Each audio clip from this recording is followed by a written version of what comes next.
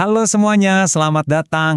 Hari ini nih kita bakal ngupas tuntas satu hidangan yang super unik dari Madura. Ini nggak cuma soal rasa yang wah enak banget, tapi juga punya cerita dan makna budaya yang dalam banget. Kenalin, ini dia bebek songkem. Coba deh perhatiin baik-baik. Kalau dilihat sekilas, posisi bebeknya ini kayak lagi nunduk hormat kan? Atau dalam bahasa Madura, sungkem. Nah ini tuh bukan sekedar kebetulan loh, justru ini kunci dari semua ceritanya.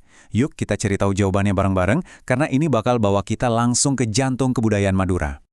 Oke, untuk bisa ngertiin hidangan ini, kita emang harus mulai dari akarnya, yaitu namanya sendiri. Karena di balik kata songkem ini ada sebuah filosofi yang penting banget. Jadi, songkem itu intinya adalah sebuah tradisi buat nunjukin rasa hormat yang mendalam. Biasanya dilakukan dengan cara menundukkan kepala ke orang yang lebih tua, orang tua kita, atau para kiai. Ini bukan sekedar gerakan, tapi simbol bakti yang diwariskan turun-temurun. Kerennya, filosofi sedalam ini bisa diwujudkan dalam sepiring bebek. Nah, dari sinilah asal-muasalnya. Jadi ceritanya, dulu itu kalau ada orang tua murid yang mau berterima kasih sama kiai karena sudah ngajarin anaknya ngaji, mereka nggak datang dengan tangan kosong. Mereka bawa songkeman, dan salah satunya ya bebek songkem ini. Jadi bisa dibilang, tiap suapan hidangan ini tuh kayak gema dari tradisi terima kasih yang tulus banget. Kutipan ini bener-bener pas banget buat ngejelasin semuanya. Bebek songkem itu, ya ampun, ini jauh lebih dari sekedar makanan. Ini tuh kayak artefak budaya yang bisa kita makan, sebuah pelajaran tentang etika dan rasa hormat yang disajikan langsung di piring kita. Luar biasa kan? Oke, sekarang kita udah tahu kenapanya, yuk kita pindah ke gimananya. Karena di balik cara masaknya ini, ada sebuah rahasia kuliner yang jenius banget, yang bikin bebek songkem ini nggak cuma enak, tapi juga sehat loh. Nah, ini dia nih bagian ajaibnya. Coba deh, lupain semua yang kita tahu soal mengukus biasa. Nggak ada air. Iya, beneran. Teknik songkem ini sama sekali nggak pakai air buat ngukus. Terus gimana dong? Gantinya, mereka pakai sesuatu yang jauh lebih cerdas dan alami. Pelepah atau batang pisang. Penasaran gimana caranya? Gini, jadi pasti panas kan? Pelepah pisang yang kaya air itu bakal ngeluarin uap alami. Uap inilah yang masak bebeknya pelan-pelan. Tapi, bukan cuma itu, pelepah pisang ini juga berfungsi kayak spons alami loh. Dia nyerapin lemak dan kolesterol berlebih dari si bebek. Hasilnya, hidangan yang jauh lebih sehat.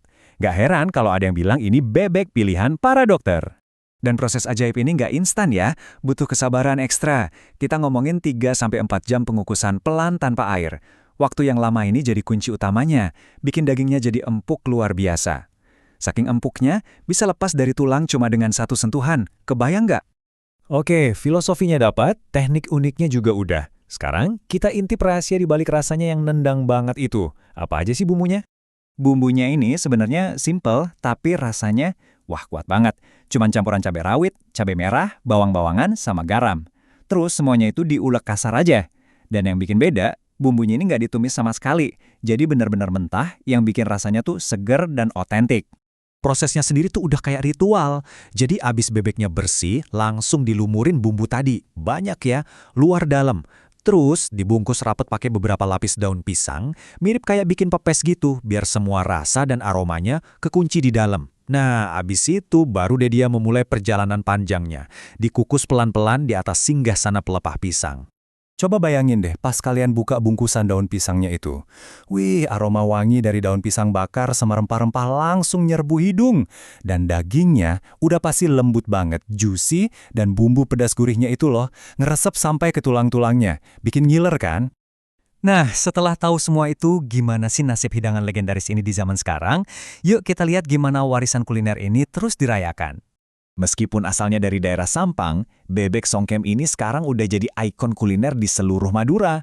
Kalian bisa nemuin banyak banget warung yang jual. Salah satu yang paling terkenal itu bebek songkem Pak Salim. Pokoknya, kalau kalian main ke Madura, ini wajib banget masuk daftar kuliner yang harus dicoba. Dan puncaknya nih, ini keren banget. Bebek songkem sekarang bukan lagi sekedar makanan khas daerah aja.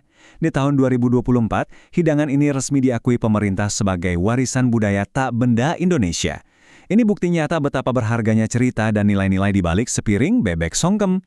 Oke, jadi kita rangkum sedikit ya.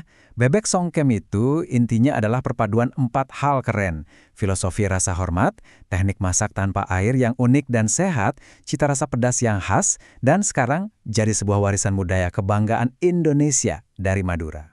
Ini jadi bikin kita mikir ya, ternyata banyak banget makanan tradisional yang bukan cuma soal resep, tapi juga tentang cerita yang diwariskan. Nah, sekarang giliran kalian. Coba deh share di kolom komentar, makanan apa sih yang punya cerita mendalam buat kalian? Ditunggu ya ceritanya. Terima kasih banyak udah nonton bahasan kita kali ini, sampai ketemu lagi.